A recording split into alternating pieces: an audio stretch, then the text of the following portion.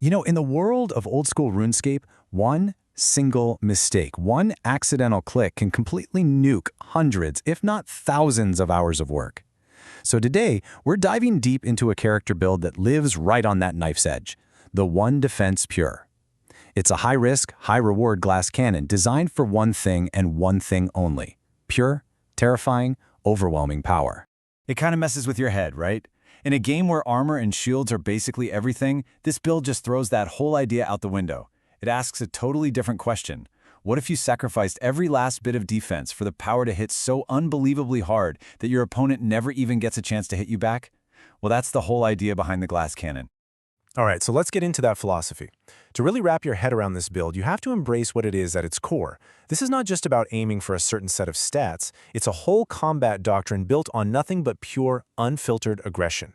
So what in the world is a One Defense Pure? Well, at its heart, it's an account that has been surgically crafted for one very specific purpose. The player intentionally, and I mean permanently, keeps their defense and prayer skills at level 1. And this isn't some kind of mistake or a crazy challenge run. No, it's a calculated decision to manipulate the game's combat level formula. And the rules? They are brutally simple. First off, defense is locked at 1, period, forever. One wrong click on the wrong combat style, and the entire account is ruined. Second, you can't touch prayer, not a single point. Every last scrap of experience gets funneled into your damage stats: attack, strength, ranged, and magic. And it's this intense focus that creates that artificially low combat level, turning your character into the absolute definition of a glass cannon. Ridiculously fragile, but capable of ending a fight in a blink. So why on earth would anyone choose to be that vulnerable?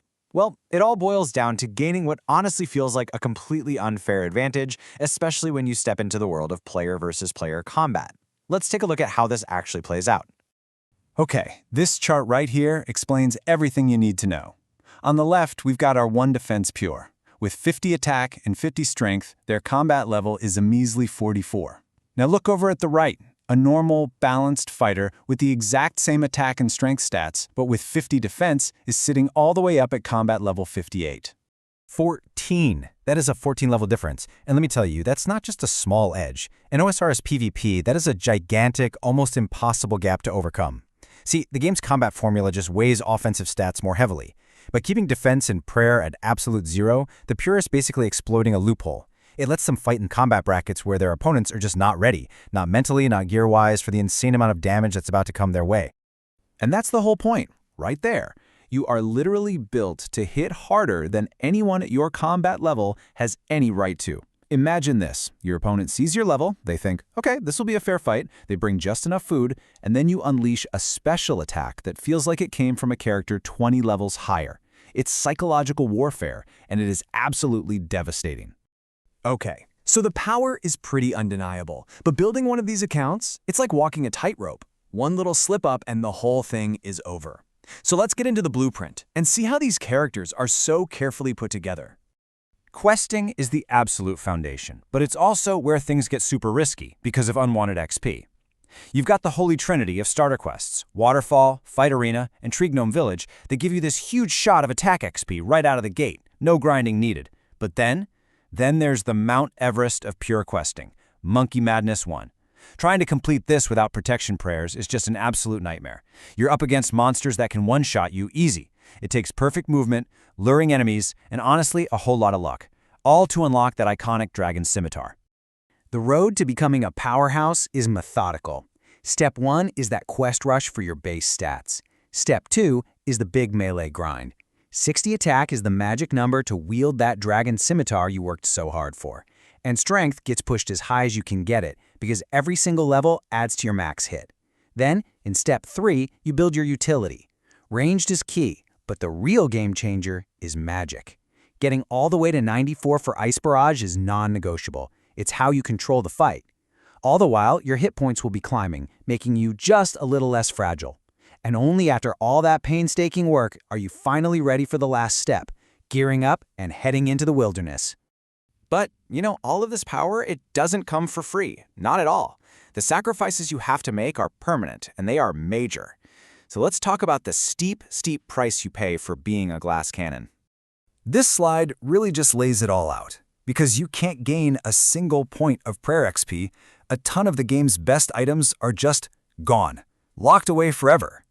You can never get an Ava's accumulator, because the quest for it, Priest in Peril, gives prayer XP. That means you're picking up your arrows by hand. Forget about the powerful ancient magic spellbook. That's locked behind Desert Treasure, which also requires Priest in Peril. Those cool imbued god capes? Nope. You need protection prayers just to survive the mages in there. Even things like mithril gloves are off limits, since quests like Nature Spirit give you that forbidden prayer XP.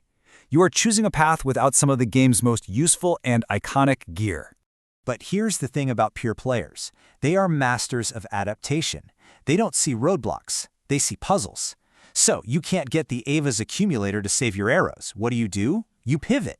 You might switch to a high-end weapon like Kirill's crossbow, which has its own ammo and doesn't need an accumulator. It's all about finding a different tool for the job, always prioritizing raw damage over convenience. And this focus on pure offense is totally reflected in your arsenal. It is lean, mean, and has absolutely no room for compromise. On one hand, you have your melee workhorses, the Dragon Scimitar for steady damage, and the legendary Granite Maul for its instant fight-ending special attack. On the other, you have your ranged options for utility and finishing people off. There is no space for a shield here. Every single item is chosen for one thing, its ability to boost your max hit and end the fight as fast as possible. And this all leads us to the core question of this entire build. You give up defense, you give up utility, and you lose access to a massive chunk of the game's best items. And in return, you get this lopsided, totally overwhelming offensive advantage in a very narrow combat bracket. So you have to ask yourself, is that trade-off actually worth it? For a very, very skilled and dedicated group of players, the answer is a loud and clear yes. So, you've accepted the sacrifices, you've built your character. Now it's time to learn how to actually fight. This isn't about getting into long brawls. This is about mastering the art of the perfect, lightning-fast ambush. The kill sequence is like a deadly dance, and you have to execute it flawlessly. First, you pick your combat bracket very carefully to maximize that level advantage we talked about. Then, you open with an Ice Barrage. Remember that 94 magic?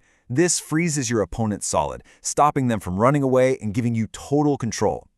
With them locked down, you unleash everything. You switch to your Granite Maul and pop its special attack twice in a single tick for a massive, unexpected burst of damage. That's usually enough to end it right there. And the last rule, the most important one, never overstay your welcome.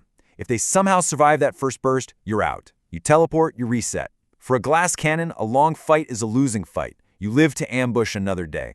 In the end, the One Defense Pure is so much more than just a character build. It's a statement. It's a full commitment to a high-stakes, high-reward playstyle that demands skill, planning, and some serious nerves of steel. The source material really says it best. The only thing standing between you and PvP glory is the courage to log in and fight. So what do you think? Is the insane power of the glass cannon worth being so fragile?